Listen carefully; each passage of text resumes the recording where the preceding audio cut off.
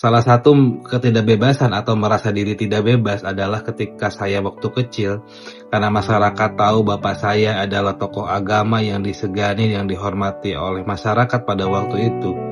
Ketika saya main di kampung, ya tentu juga setiap kampung di area yang ada di lingkungan rumah saya ini saya pernah main dan saya punya teman. Nah, ketika ada waktu-waktu tertentu, salah satunya adalah waktunya zuhur ataupun misalkan asar, ketika waktunya sudah tiba. Karena mungkin pada waktu itu zamannya handphone tidak ada, terus misalkan menanya ke orang pun juga harus dicari, bahkan juga kendaraan pun tidak seperti sekarang. Maka yang sering dilakukan oleh bapak saya mengumumkan di masjid di rumah saya. Jadi salah satu yang dibahasnya adalah bapak-bapak, ibu-ibu, barangkali ada yang melihat Nidom sedang bermain dimanapun.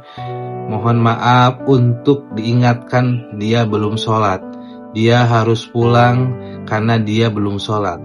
Dimanapun orang yang mendengar dan tahu apa yang saya sedang lakukan, semua orang menyuruh saya pulang, semua orang menyuruh saya sholat.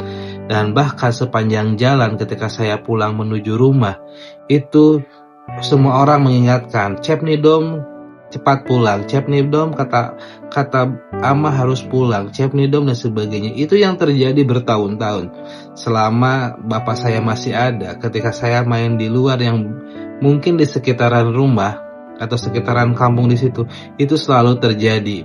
Zuhur dan asar nama saya selalu diumumkan di masjid. Dan hal itu yang merasa diri saya tidak bebas. Diri saya memang tidak seperti orang lain. Yang katakanlah ketika saya main dimanapun, semua orang mengingatkan bahwa saya belum sholat dan bahwa saya harus pulang. Itu yang terjadi pada individu saya.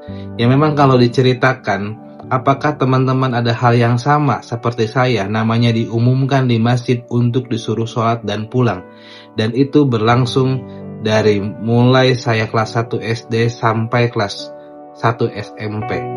Itu yang sering bapak saya lakukan, berarti 7 tahun bapak saya melakukan di waktu zuhur dan asar.